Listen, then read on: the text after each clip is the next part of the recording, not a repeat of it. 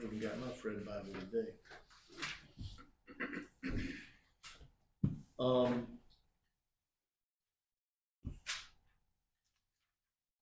We're gonna read through the whole chapter of 19, and then we're gonna get started into this. Anybody wanna read? Yeah, I'll read it. All right. The burden against Egypt. Behold, the Lord rides upon a swift cloud and comes into Egypt. And the idols of Egypt shall tremble at his presence, and the heart of Egypt shall melt in its midst. And I will set the Egyptians against the Egyptians, and they shall fight each other, man against his brother, and each against his neighbor, city against city, kingdom against kingdom. And the spirit of Egypt shall be demoralized in the midst of it, and I will bring his plans to nothing.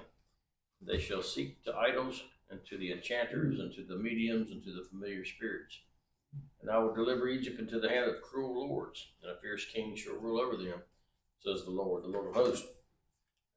And the waters from the sea will dry up, and the rivers shall be parched and dry, and rivers shall be fouled. The streams of Egypt will languish and dry up, the reed and the rush shall wither.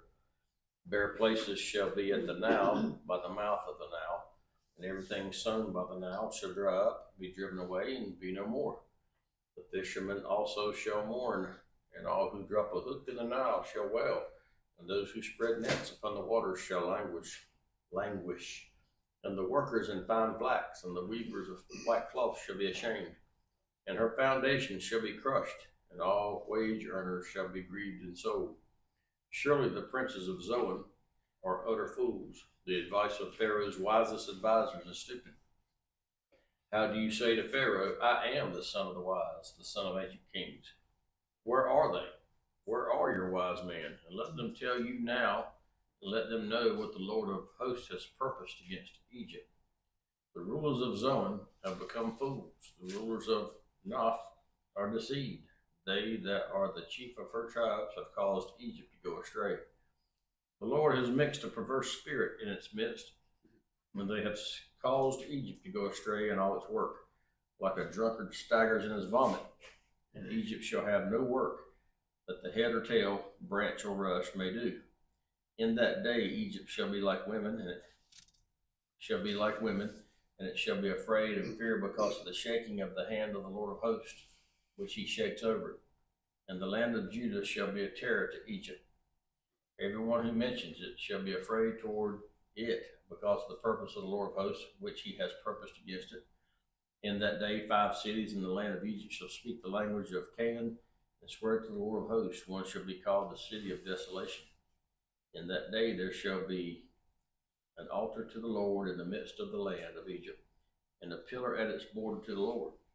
And it shall be for a sign and for a witness to the Lord of hosts in the land of Egypt. For they shall cry to the Lord because of the oppressors, and he shall send them a deliverer, and a great one, and will deliver them.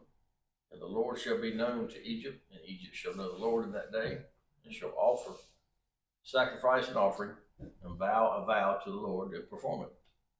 And the Lord shall strike Egypt. He shall strike and heal, and they shall return to the Lord, and he shall respond to them and shall heal them. In that day there shall be a highway out of Egypt to Assyria, and Assyria shall come into Egypt, and Egypt into Assyria, and Egypt will serve with Assyria. In that day Israel shall be third with Egypt and with Assyria, a blessing in the midst of the land, whom the Lord of hosts has blessed, saying, Blessed be my people, Egypt, and Assyria the work of my hands, and Israel my inheritance. Okay, I brought this up and because there is the secular church is trying to take this one chapter and say that this is something that is coming. They're trying to make this, compare this to what's going on in the Middle East right now. They're calling, some are even calling Trump a modern day Cyrus, because Cyrus, although he was a foreign king of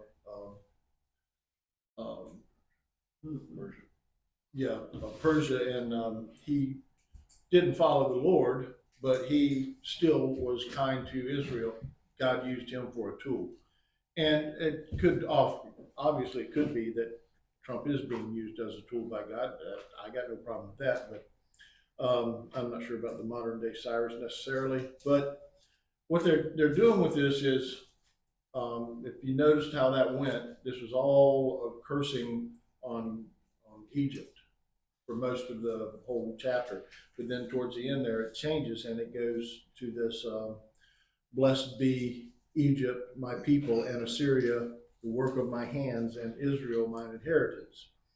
And they're claiming, well, this is the only place that God blesses Egypt and calls Egypt his people. Then there's that verse in 23. It says, in that day shall there be a highway out of Egypt to Assyria, and the Assyrian shall come into Egypt, and the Egyptian into Assyria, and they shall serve both Egyptians and Assyrians. So they're trying to say that this is close to happening, is where they're going with this. And then they're bending it around and they're drawing it into the Abraham Accords. And they're saying that once they signed all the Abraham Accords, next thing you know, they have free flight from Israel to UAE, and from UAE to back over to Israel, and then a couple other places that signed the earlier Arab or Abraham Accords. And they're also this highway. They paint it both literally and figuratively. Figuratively, as I just said, they're saying that because there's this free flow of air traffic and you can travel between the countries and all because of this this Abraham Accord treaty, that that's part of the highway. But then they literally talk about this highway. Egypt is here, and they're using Syria slash the Assyrian Empire at one point covered from Egypt all the way over to the other side of Iran, Persia. And so they try and paint that like that, but then they're saying from Egypt to Syria, you basically go through Israel. And this is that highway, the figurative or the literal highway. So anyway, my problem with this is that I don't believe any of that, obviously, and I think y'all probably could deduce what is going on here in this chapter. Does anybody want to throw something out what they're thinking is going on here? Where this is in time? Because they're claiming this is a coming in the future here soon prophecy about Egypt and Assyria. Anybody got anything you want to throw out there right now? Or I'll just go on. Huh? Mike was going to say something. When I look at these prophecies, and I remember a long time ago they were saying that Egypt is now mostly run by Arabs and populated by Arabs and not really native Egyptians. And when I read these prophecies, you wonder sometimes if they're talking about the nation or the people. And with all the intermarrying and intermingling of people, who are they today sometimes? And Israel's kind of pretty easy to identify, because they're mostly Jews and descendants of Israel there in the nation today. But I always wonder about some of these other nations, like who's Assyria today, I think in this case, Assyria Assyria represents, first I'll say it is almost like Egypt. Egypt represents sin in the world. It doesn't always mean just Egypt. And then I think in this case, Assyria is being used the same way. But there's also a time where Ephraim was vexed, and instead of going to God, they went to the Assyrian king to try and get relief and get help, which of course that didn't work out for him. He took everybody or ran them out. That's part of the things with that. The Assyrians did take a large part of the northern tribes, but the rest of the tribes, they just ran away. They left on their own. They saw what was coming, so they left. And they felt that all the blessings that were supposed to go to Ephraim and Manasseh, to the sons of Joseph, they felt like they were not, God wasn't there doing that, so they dispersed themselves. And you can see that, I don't have the verse here, but where the Assyrian king comes down and travels back and forth and up and down through the nation of the house of Israel, and could not find a Jew, could not find an Israelite, because they had all just left. But he had taken and relocated the northern tribes already himself. But so they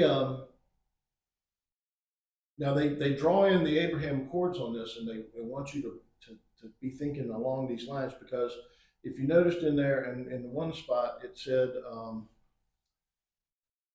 there would be, let me get it right here. Where's it at? God would send them a savior, and they would do, it said in verse 21, it says, the Lord shall be known to Egypt, and Egyptians shall know the Lord in that day, and shall do sacrifice and oblation. Yea, they shall vow a vow unto the Lord and perform it. So they're now worshiping. It goes from they're being cursed to now they're worshiping God. And that's not happening in any of this right now. Egypt and Israel, they get along somewhat.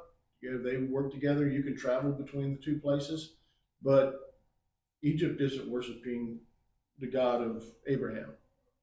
Not in truth. I mean, they may say that they worship Allah, and he's. And Syria is not either. Gotta be. Huh? And Syria is not either. No. That they're not. But so then they bring in Daniel 9:27. I'll just read that. And this is from King James. I know I've got the faithful version here, but this is on King James. And it says, and he shall confirm the covenant with many for 1 week, and in the midst of the week he shall cause the sacrifice and the oblation to cease. And for the overspreading of abominations he shall make it desolate, even unto the consummation, and that determined shall be poured upon the desolate. They're saying that this is bringing us, this Isaiah 19 is bringing us in towards the heavy duty end time times, that 7-year period, which gets cut in half and turns into the tribulation, because it says he will confirm the covenant. So it doesn't say that he'll write, this is their theory, and it's true in part. It doesn't say that he'll write a covenant. It doesn't say he'll make a new one. He'll come up with something cool or anything like that. He says he'll confirm it. So the Abraham Accords, and they actually could be part of what goes into at this point. And then this guy who comes on the scene, this Antichrist, will just confirm it. He'll just strengthen it. And that's when you look at the word confirm in the Strong's, and you look at the different words that it can mean, strengthen seems to stand out to me, because he'll strengthen it. That's what he means by when he says he'll confirm it. But again, they're not worshiping God. So there is no, what they're trying to put together here, when you get this Egypt, Israel, and Syria, or Assyria, however you want to call it, they're trying to get this peace belt all the way across here, and that's going to be their highway. And that's what they're trying to claim. And they're getting people to me, this is just another one of their ploys to try and get you to worry that the end times are upon us. And even though, you know, we talk about this quite a bit, I feel like the end times are on us and they're working, but we still know we have that 7-year period and other periods in there that are going to happen, that it's not like it's going to be tomorrow or next week. We know that there's a period of time still left that we're on this earth and things are going on. That would be, I think they put this kind of stuff out and they push it because they want to push the secular Christians to thinking that rapture's right around, you know, could be tomorrow. And that's just a shame that they preach that, because it's not true. It's not really there. But does anybody have any other thoughts on that? To me, when this says at the end that blessed be Egypt, my people, and Assyria, the work of my hands, and Israel, mine inheritance, this led me back to Hosea. Hosea would be like what you're talking about. It's got a lot of places where it mentions Ephraim, it mentions Israel, it mentions Egypt, and it mentions Judah. So all of those, who's he talking about each one? Well, I believe when he's mentioning Israel, it's all Israelites spread throughout the world. And then when he mentions Judah, he's talking about the Jews. When he mentions Ephraim, he's talking about Ephraim, and as the church has always taught, and I believe so, is Ephraim is the Great Britain and their proxy countries, whatever, that they've kind of lost a lot of them down around the Kerry world. says otherwise. Does he? Mhm. I'm sure they do, because there's many different opinions on all of this. And then, because some of them flip it around and say we're Ephraim and Yeah. they're Manasseh, but Yeah, to me it reads like they're, Sure. Yeah, I mean, it reads like that for sure. we're Manasseh. we would I mean, be. we're Ephraim, but who would be Manasseh then? I think we're Manasseh. America is. England is Ephraim. Oh. The way that's the only way I have ever been able to look at it, and I've looked at the different ways that they talk about it, and they come around to the conclusion, but it doesn't jive with me. It's like a lot of people think Asher is Germany, but when I read, You mean Assyria? yeah, well, yeah, they Asher became Assyria, and then Assyria became this terrible country that attacked his own brothers and kin. That I don't buy, but because Asher can relate in the words to Assyria, they want to play that, and then they talk about a lot early on. I know I heard a lot about Asher being Germany, and Germany would rise up again and do all this stuff. But when you read in Genesis 49, blessings that were given to Asher, talks about royal dainties coming out and things like that. And I believe that is more, and I believe Stephen Collins puts it more as South Africa. I'm not always totally sold on that either. That's what I've got in my notes. Asher, Asher is South Africa. South Africa? Okay.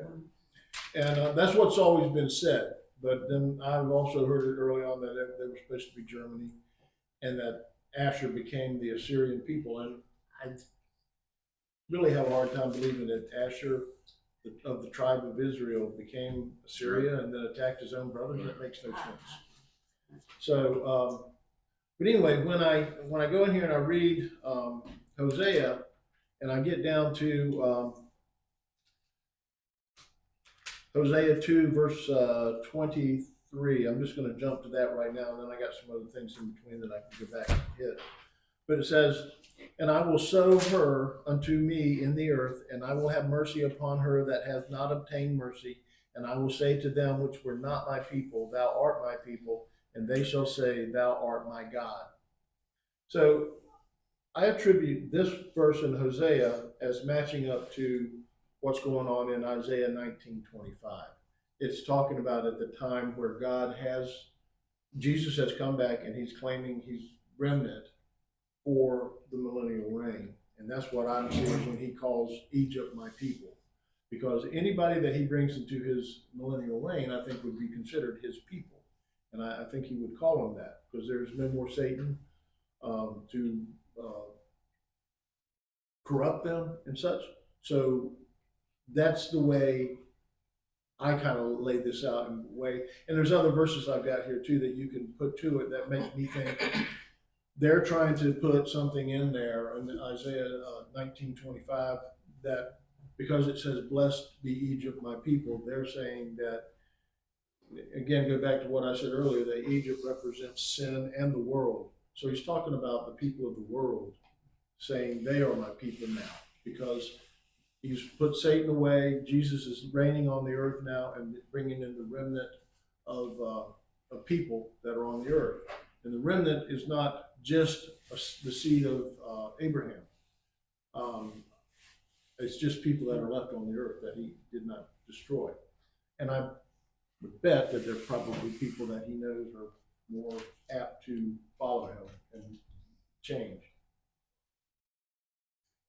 Any comments or thoughts on that?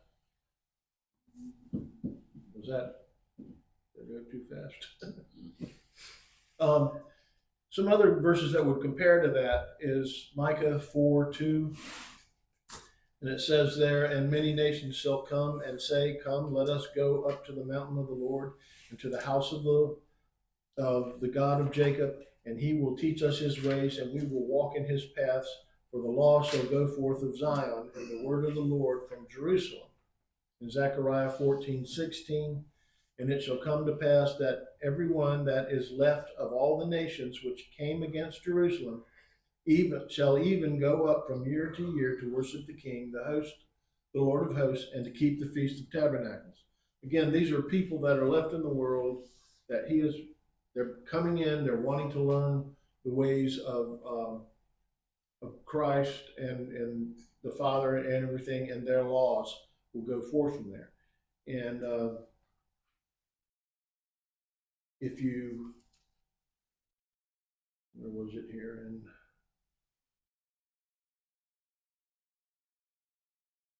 all right, in the Isaiah writing chapter, it talked about Egypt eventually giving oblations to God and making vows to Him and keeping them and all. That's them learning, and that's the world coming in. And it says here, like it said in Zechariah, everyone that is left of all the nations, after everything's been done in Revelations, except for you don't have the second resurrection yet. You're just coming into the millennial reign. That's what I see is this remnant of people being brought in, and that's what they should be seeing in Isaiah 19:25, and not trying to. What they're doing is they're trying to rip it apart and make it fit into the Middle East and into the Abraham Accords and such like that, which confuses people. And that's what I was seeing when I went over a few things that some people were saying about this. And so then again, like I said, I put this little bit together with it to try and debunk it and to show that it doesn't work that way. Any thoughts? What you were saying about how not only the news media, but also other Christian sects have been trying for years to get everybody stirred up about the end times being, very near. I remember back in 1986 with the Chernobyl disaster, the nuclear disaster. Yeah. Someone discovered that the word Chernobyl in Russian meant wormwood. So then they went to the book of Revelation and, the great star that falls to the earth, it's called wormwood that poisons the sea. They were trying to connect Chernobyl to that. Yeah. Of course, we knew at the time that was not what was being said, but people tried to do that. And that's unfortunately the way that it goes. It's like last September, Feast of Trumpets, there were several ministers calling that was going to be the day of the rapture for some reason. They pulled it out because of, I think it had something to do with the alignment of the stars and the number of, and plus it was trumpets and just some kind of alignment with some other features. And I mean, one of them was Jack, I think it's Jack Higbee, who's fairly, Peggy? no, not Hagee, it's a younger guy, not Hagee, but he's a fairly well-known guy. But again, he came right up to the point of saying it would be the rapture, but he, and his way of saying it was that they're declaring this could be the rapture. So he was kind of setting himself up. I guess if it happened, he'd be up in heaven saying, "See, I told you so." But he said it in a way that when it didn't happen, he could be, "I'll just tell you that's what they said. I didn't say," that kind of thing. But unfortunately, when you do that kind of stuff, what you do is you bring in these people that are worried and wondering and scared, and then it becomes more of a give me money thing. Jonathan Cahn has come up with several things here over the last week because of the Middle East condition right now. And it starts out and then it ends up being my book. And that's just to sell his book. And, it's just sad. It's just really sad. And it's kind of makes you angry that people they just want to take God's word and they want to bend it, take it apart and put it in to the life that's going on now and make it fit so they can pull in more people and pull in more money, and it's all about them. Money and power. That's just the way this world, that's the only thing it revolves around is money and power. And it's kind of a mess. So, anybody got anything? See, I'm learning because I never studied in the Baptist and Methodist church. I never studied those. I didn't like those stuff. It was too bloody. Or I just stayed in the New Testament and listened to whatever they said it. And see, I don't know anything much about both. Now, I have read Psalms a lot, but see, all this, I never studied. It's not always the easiest thing to go through, but if you go through Hosea there in chapter 2, if you start in verse 14, and now I'm going to be back in the King James again because that's what my computer prints out. So in 14 it says, "Therefore, behold, I will allure her and bring her into the wilderness and speak comfortably unto her, and I will give her vineyards from thence and the valley of Achor for a door of hope, and she shall sing there, as in the days of her youth, and as in the days of when she came up out of the land of Egypt. And it shall be at that day, saith the Lord, that thou shalt call me Ishi, and shall not be called any more Baal-li." Now, those two words kind of piqued my curiosity, and Ishi is it means my husband, and Baal-li it says it's a symbolic name for Jehovah. So he says, "You will call me my husband, thou will call me my husband, and no more call me Jehovah or Lord." I don't quite get that. I have a good way of saying why he would change that, but that's what he says. And then in the verse next under it, it says, "I will take away the names of Baalim," which is false gods. So what he's talking about here and who he's talking about here, Hosea was told to go get a whore and marry her and have children with her. His first child was a boy, and his name is, we would read it Jezreel, but it's really pronounced Yisrael. And if you look at Israel, it's pronounced Yisrael. Just slight change in the lettering and the words and stuff like that. His first son was called Yisrael, and it means God will sow. So it's a little different. It's not really Israel, but it's really close to it. But it does say it was 2 places in Palestine and 2 Israelites were named that.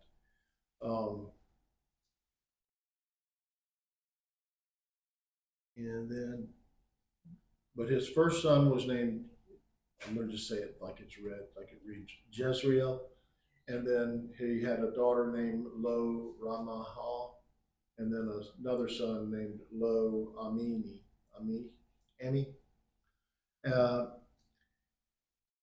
And then he goes through, but when he's talking to them, it's like he's talking to Israel. It's like he's talking to his people. And then we have to remember that his people are scattered all over the world. He knows where they are, but they don't all know who they are or where they are.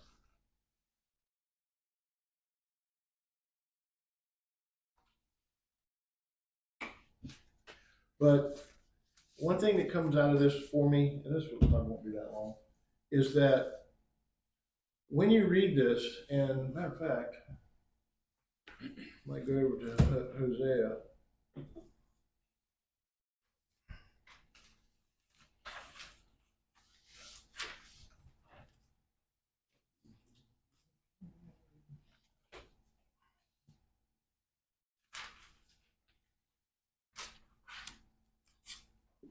And it says,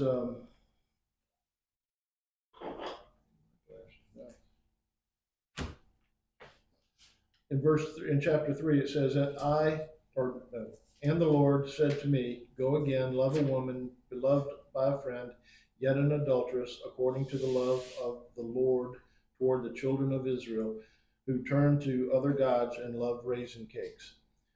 So I bought her for 15 pieces of silver and an omer of barley and a half omer of barley. And I said unto her, You shall abide with me many days. You shall not play the harlot, nor be with any man. And I also will be for you, for your children of Israel. For the children of Israel shall live many days with no king and no ruler, and with no sacrifice and no pillars, and no ephod or no teraphim. Afterward, the children of Israel shall return and seek the Lord their God and David their king, and they shall fear the Lord and his goodness in the latter days. So, there again, now you know here, because he mentions the children of Israel, and then he mentions them again up here. And that's what he's talking about. He's talking about, I believe that this is referring to all people scattered about who made up Israel. And I just heard a couple of guys do this week, going through things, and they constantly refer to people in the Bible where it says Israel or whatever. They're always calling them Jews. And again, one of them it might have been Hagee, because he was stepping up on some of this end time stuff, and he said something about that's all directed towards the Jews. Judah is the Jews. Israelites can refer to the Jews, but it also refers to all the other tribes that are scattered about.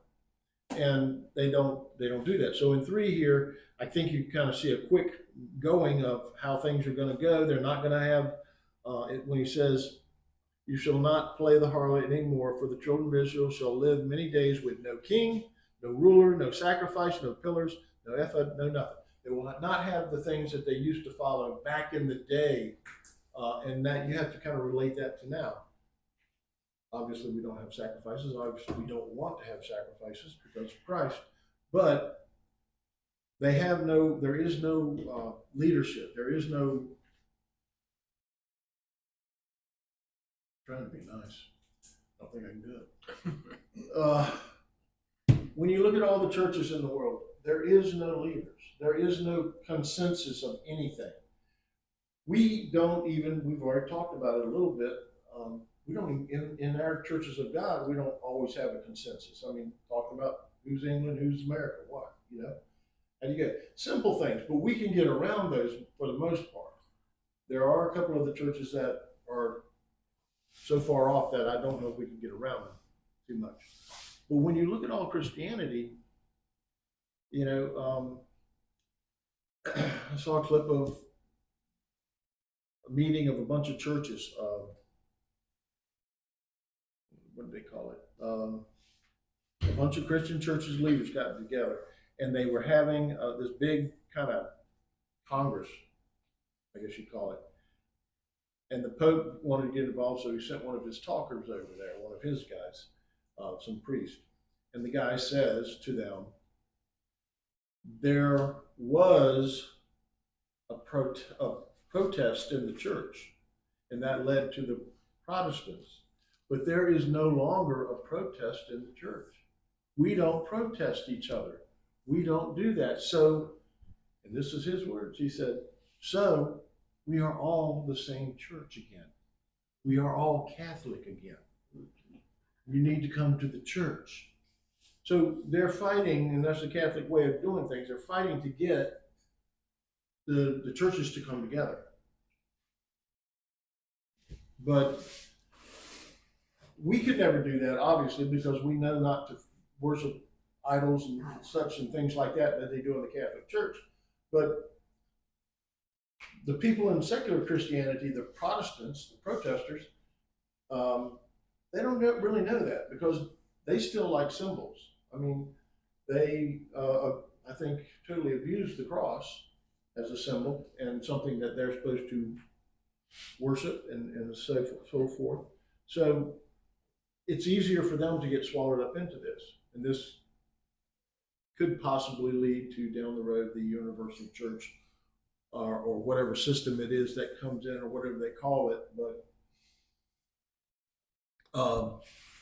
this guy also, that's what he claimed. He said, you know, Catholic means universal. We are the universal church for everyone. So come home. And he said that several times, come home. And so you see these things happening, and it's just, it's ploys, it's plots, it's things that they come up with to try and, again, I gotta go back to get power and control it. And wealth there also, because I would imagine the Catholic churches, I've heard that they're pretty well hurting money-wise, so they're just looking to get more money in too. I mean, I don't look at our church and say that we're a poor church, but if I were to say we were a poor church, it would be because we have few members. And that's what I would consider being a poor church. Not money. not money-wise, yeah, that's not what we're after. We're after people that want to worship God and want to learn the truth. And that would be a great thing, but we don't know if that'll happen or not. I mean, that's not for us to decide, and we understand that, and it's a hard thing to get somebody to change their ways and to, you know, give up the things that we gave up to come into this church, if we did. You know, I know I did, my family did. And I mean, you start telling them they can't eat shrimp, that just breaks their heart. Yeah, I bet And that moment. then you tell them they can't do Christmas, and that really breaks their heart. So Yeah, it gets into a come crazy back. thing. she had to come back, Tammy. Maybe she eats shrimp and didn't. So don't worry about it. She might be listening. Oh. So, but yeah, so, and she has some ailments, so that may be why she's not here. But that's what all this is this mess that we see in this world. You know, is Donald Trump the modern day Cyrus? I don't know. Jeroboam more? Yeah, that might be a little bit better. Yeah. That's what Flurry says. Yeah. There's a lot going on, and so I'm gonna sit up for a minute, give y'all a chance to talk any thoughts on anything going on in the world. It don't have to be about what I pointed out here, but this is a very broad subject that I've kind of brought up here. When's the last time you had raisin cakes? I know, I love raisin bread, and I was thinking, oh my goodness, I'm not supposed to be eating Or little Debbie raisin cakes? Was that what they did when they did the hot cross buns? Did they put raisins in them? Is that a I thing? don't know. You bring us some next week. Well, I mean, I know it does talk in Jeremiah. Yeah, I mean, about but the it's just cross odd. I buns. love raisin cakes. What does that have to do with anything? Yeah, I mean, in the you know, the opening verse there, Hosea 3:1. Who turn to other gods and love raisin cakes. Oh, so raisin cakes are not good, is it? My Bible after that in italics of the pagans. Oh, the pagans. Yeah. Okay. It probably has something to do with some of their diet or Yeah. something, yeah. Yeah, I'm. I love raisins, Well, yeah, so do I. Yeah. especially verse one, the other chocolate covered Huh? ones. At the end of verse 1, chapter 3. That's all. Mine has and love flagons of wine. Flagons? Flagons of wine? It F-L-A-G-O-N. doesn't say anything about raisins? No, Huh, Huh.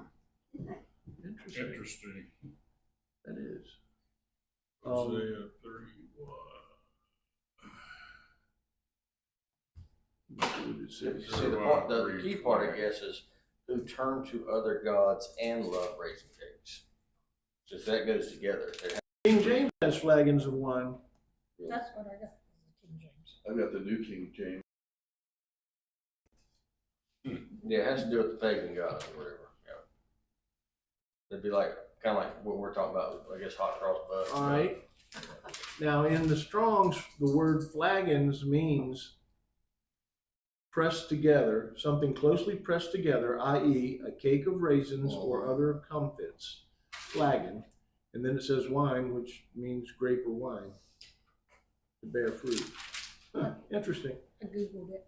And, Guy says oh my goodness. that the flagons of wine is a mistranslation. but That's what Fred's good, right? it says the original Hebrew word refers to not a vessel for wine, but to a cake made from pressed raisins, a sweet dried fruit delicacy. Well, I can see that with the Strongs, because flagons does mean something pressed together like a cake, and it says raisin cake. And then wine, meaning grape or wine, a raisin comes from a grape. So I think that is the better way of saying it, the raisin cake. But it, I guess, attributes back to just like the hot cross buns that Jeremiah talks about, you know, from the Pagan origin. Ishtar worship. Mm-hmm. And so interesting. But see if I had anything else here.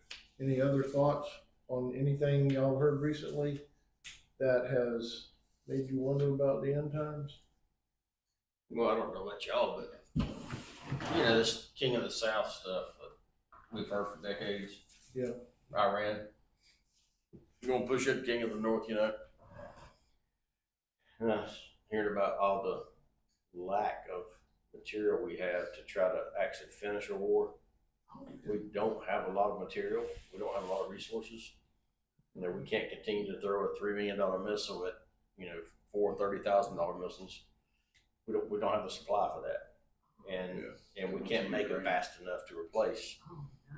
So the guys that I saw talking were talking about how Russia and China is just telling Iran to hold on. We're going to outlast them. They don't have the money. They don't have the resources. Obviously, don't have the willpower. They're not going to send no ground troops in. All that kind of stuff, you know. And I could see how. I don't know about you, Mike. I mean, you grew up in Worldwide. Mm-hmm. Yeah. Well, I was what, 24 when I was baptized. Okay, so you know they've been preaching for years, you know, about King of the South being Iran, and it seems like it could be that, you know. But I don't know if we're kicking it down the road, kicking the can down the road, by taking them out at the knees a little bit, and they have to recuperate for several years and build back up. Maybe, I don't know. Not that it has to be Iran's going to be King of the South. I'm just saying it's interesting that we're going in there, and then hearing all these other arguments about how we're fighting Israel's war, all this kind of stuff, you know. It does seem like it's got a lot of credit, that concept. But what's y'all's thought about that? What about Israel? Do they have the resources? Well, I mean, I don't know, but they're way A tinier lot of than what us, they have comes from us. No. and they're already. tiny, compared to us. They're tiny. Trump said that we had everything. We had most Mhm. powerful weapons and Mhm. everything. Just last year, I think Israel said they were going to quit buying so much from the U.S. and start producing their own munitions a lot more. But in 6-8 months since they said that, I don't think you can ramp it up that much. You know, even supposedly Trump has talked to the munitions makers here and said, we want more production. I still don't know if that means they, okay, we're going to 3 shifts. Yeah, he said that meeting didn't go great. Yeah. It's like they wasn't really aligned with him, Yeah. sort of. But we still got to take the thing about I will break the pride of your power. You know, look how long we had to fight in a desert country in Afghanistan. Ran out with the tails between our legs. You know, Well, Korea, Vietnam. Korea, all of them. Yeah, got all the power in the world, but it's depressing as an American to think that, you know. But we also know that there's a bigger picture. I also Yeah. think that it depends on how we approach it. If we put soldiers into Iran and we approached it as this is a war, go get them, I think we could do it. But if they do the same thing and say, all right, we just want to go in there and shoot a couple of bad guys and try not to mess up too many of the buildings and take it easy on the people and all, then you're back to police actions, and they're not cops. We got some war dogs in our military, and that's what they want to do. That's what they're trained to do. And then you tell them go be a cop.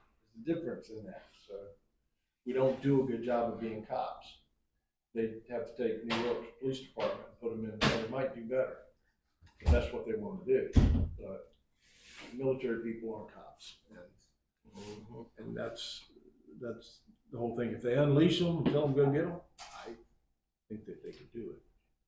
But it's still a mess, and it's not what I want. I'm not asking for that to happen. Because, you know, wars are stupid, but That guy was saying that within 48 hours, I don't know when this, maybe it was just the other day that he interviewed you, Tucker did, that if Trump would just come out and say within 48 hours or so that we're done, we cut the head of the snake off, giving y'all a leg up, now go take care of business, take your country back, claim victory, get out of it. And of course, the oil thing's been the big thing, you know. Yeah. Now we're guaranteeing passes through the Hormuz. We knocked Lloyd's of London out of that position. Did y'all hear about that? Yeah. So we're escorting oil now, And they refuse to insure any more oil shipments and tankers now. Lloyd's of London. and you can't go through there without insurance, they say. So America's doing that. Like, we can financially do that. I mean, you know, it's just a dang mess.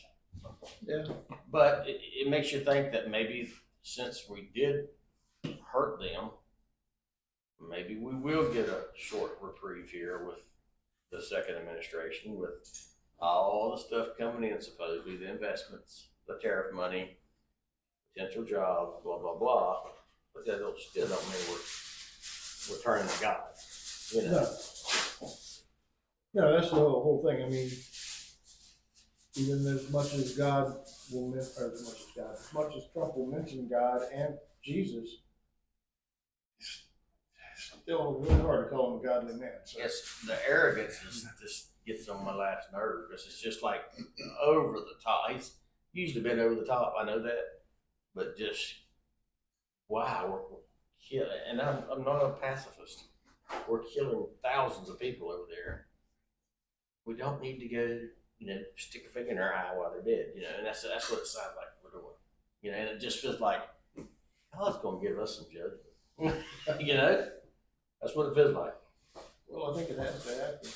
I think I heard somebody else this week say that America is, oh, that was Jonathan Cobb. Yeah, said America is not in prophecy, in end time prophecy, and that, but we have to be taken out of the way. And I could see where we will have to fall some, because I think we've talked about this. I think I made a pretty good case last year about we are Babylon, and Babylon has fallen, and so we will be weakened in some way at least. But you know, Christina always argued that with me and talked about the phrase where it says, "You will never." Shoot, I can't remember what it was now. But she pointed to a phrase in Scripture where it said, "You will always be protected." Talking about Joseph and using Joseph to encompass Manasseh and Ephraim, and so she said that we would never go down. She thought that we would never lose power or stature or anything like that because of that. But I disagree with it, because I think we do. But he was saying that that's it, and then we lose our position, and then Europe and Asia are going to be the big battle, and everything's going to happen that way. But it kind of still leaves us out. We've lost stature, but we're not, and I don't see that because we're part of Israel, a huge part of Israel. I see the tribes of Israel. And I think to this day now, I don't really know if it matters if you call us Manasseh or Ephraim. I think we're such a melting pot, and so is England, that it's we're just a mixture of all the different tribes. Is Manasseh forgetful? Yeah, it means forget. Ephraim's drunk. What's Ephraim? Something to that effect. Genesis. I forgot. I know Manasseh meant forgetful, but Ephraim was.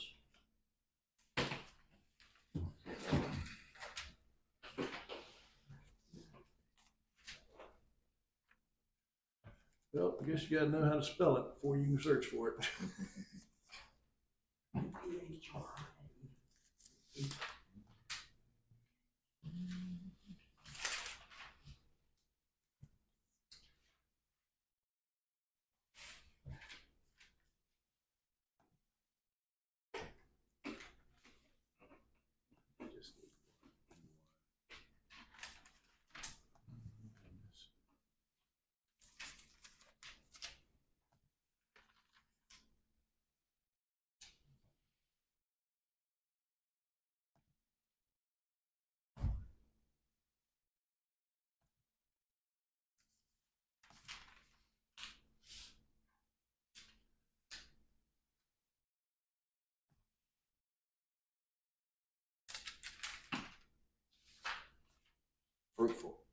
fruitful.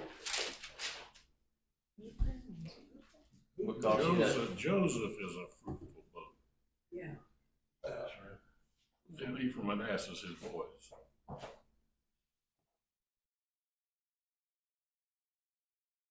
and we've always said that, you know, Britain's a company of nations and we're a single nation. Ephraim's the company of nations, right? That's why I've always thought of them as Ephraim and us as Manasseh. I don't know how Carrie I defines it. haven't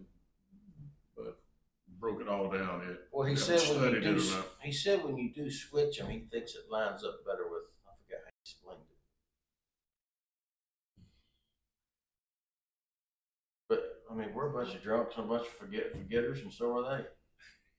You know, a lot of drunks in England. Really? The sun's never out.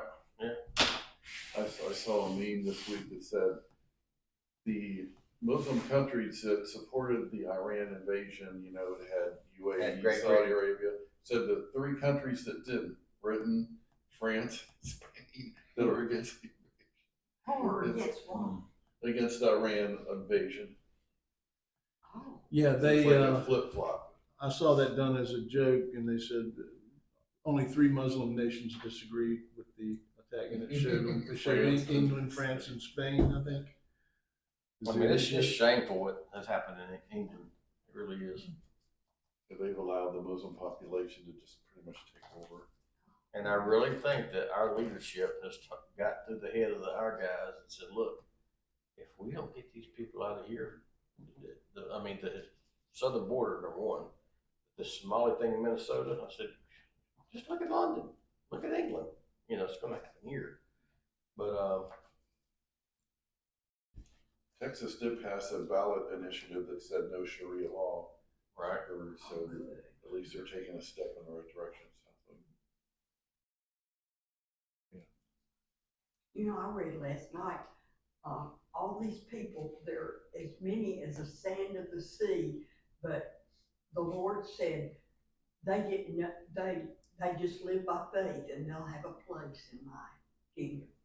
They didn't know that, but they had faith, and there are as many as the sand of the sea.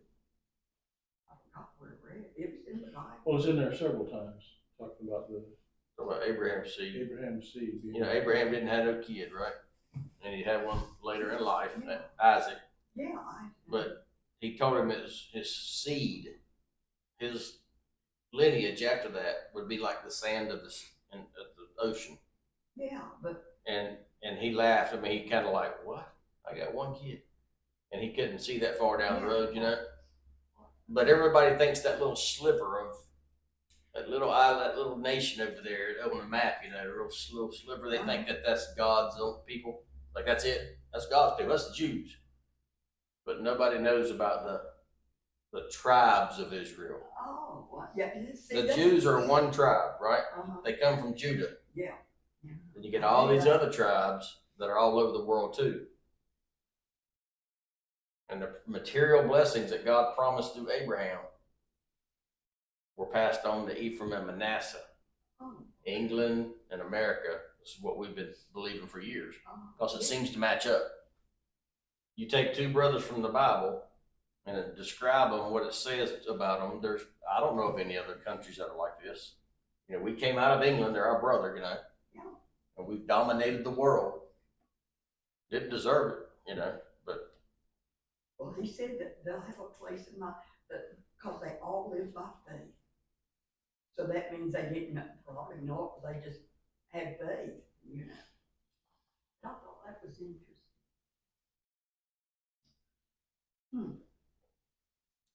Anything else, anybody?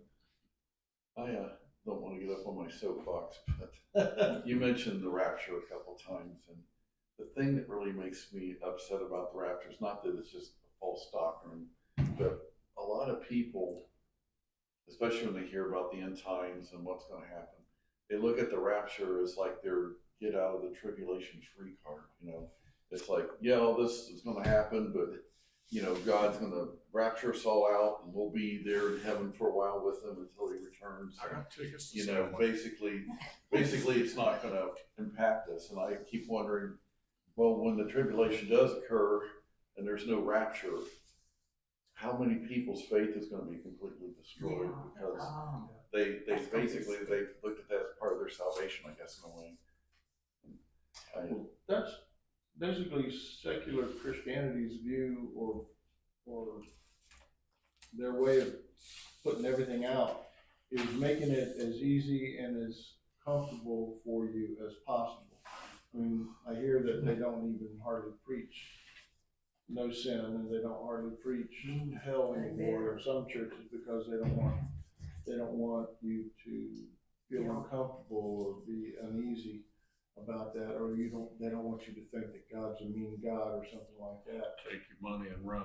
Yeah, and that's all it's about, and just that, and that's what I believe that, because I think most of them believe in the pre-trib rapture. So they're gone, and that there is, all the good people are gone, so that's why the tribulation happens, because all the good people are gone. And all the places even in the New Testament where it talks about going through the tribulation. Then he's gonna come and gather his elect. And they can't see that. And I don't, it blows my mind when people who supposedly have studied the Bible for so long and been to schools for it and everything like that, and they can't see what it says. So that just proves to me that if God don't open your eyes, you ain't seeing it. And that's just the way it's gonna be. but in Revelation, it does say that those who overcome, he will take care of them.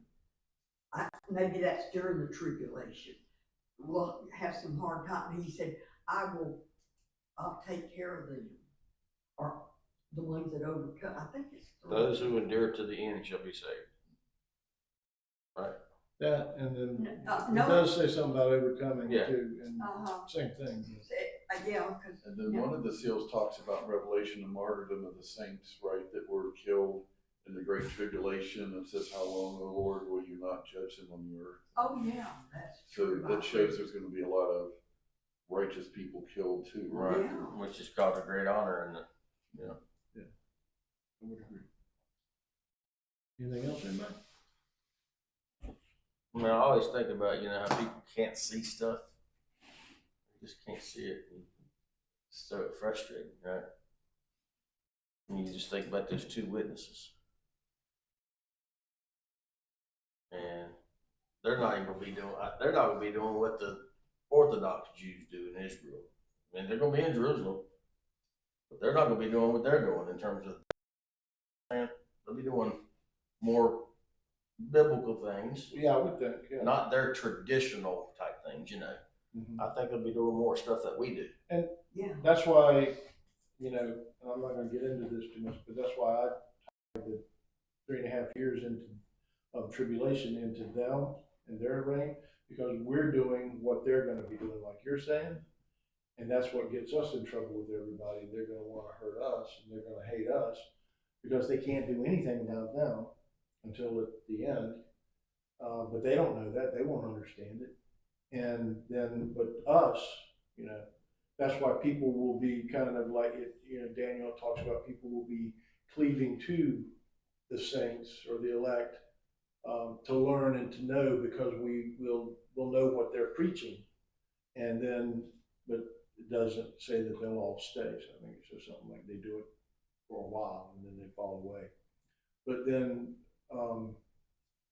so that's what I think gets us on the hot seat for getting in trouble there. And it ties into me more in the trumpets. So, that's another story. And the world's gonna be a very rough place when those guys are here. Yeah, I think it's gonna be pretty bad there. The world's gonna be hard. The world's gonna be in a rough situation by the time they're here. In a tight spot. In a bad way. It's gonna be I know bad times. Cord doesn't agree that it's as soon as I think, but and he talks about it's got to be a lot worse. It's got to get a lot worse first.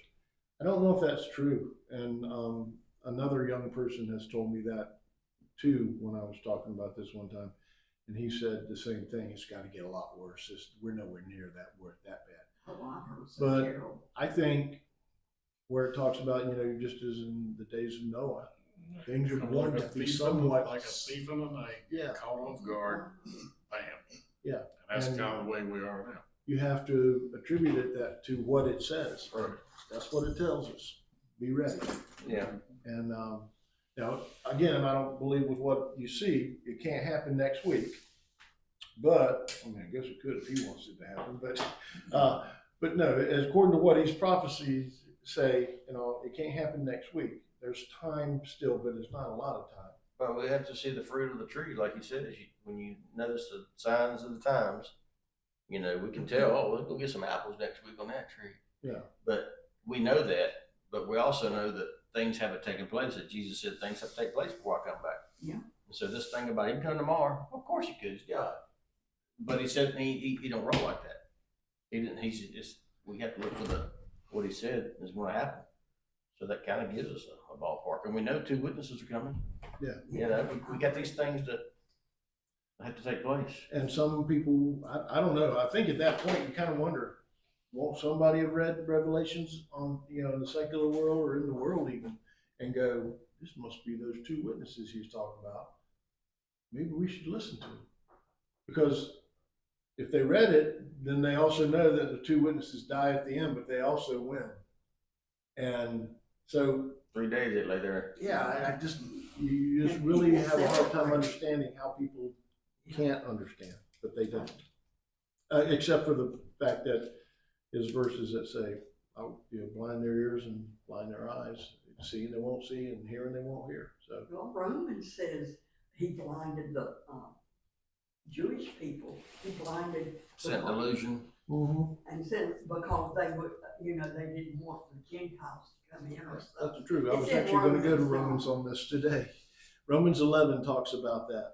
He goes through that. He About blinded them. bringing the wild olive branch into Yeah. being grafted in because he cut away the old branches.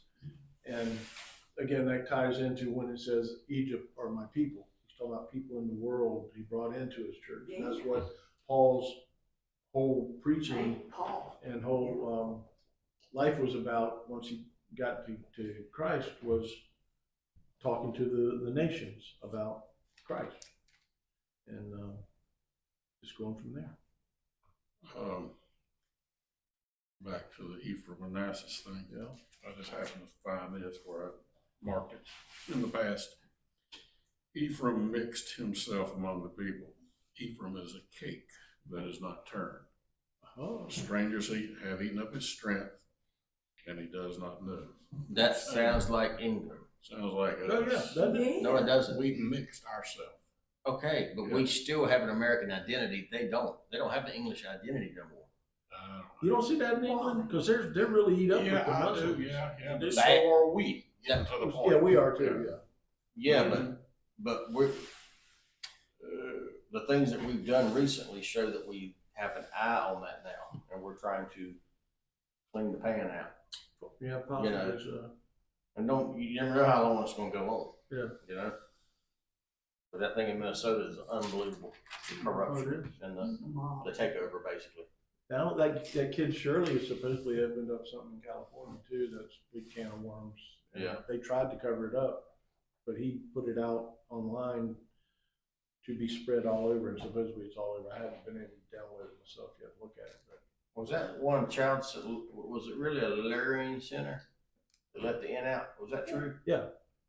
Did you see that? That what? Early Development Learning Center. Oh, yeah. No N? Yeah. Unbelievable. What was that about? well, they just thought they were getting away with something, and they Well, just they didn't were. think they were, but The they Somali- thought they the Somali people thought it. taking Yeah, money. they're like Minnesota. And they did what? They left the N out of the word learning. They even spelled that wrong. Learning. There was something else they did too, with spelling. Somebody want to do a close prayer, and then we'll Mary? talk some All more. right, I'll do it. I'll do it. All right. Father God, thank you for this little talk we had here, this little study. Thank you for bringing us here on your weekly Memorial Day, Father. Thank you for your creation, your beautiful, awesome world that we live in. And thank you for letting us be in this country. We ask that you, dismiss us and, help us to have good food and fellowship, Father, and bless it. And we'll pray for all of our military around the world, Father. Just going through this situation and and the honest people that are getting affected, Father, who don't want to be a part of this. We just ask that you put your loving kindness around them and help us to potentially get out of here, Father, and if it's your will, to give us more time to spread your word and show the world your truth. We thank you so much. I ask that you get us home safely, and we ask all this in Jesus' name. Amen.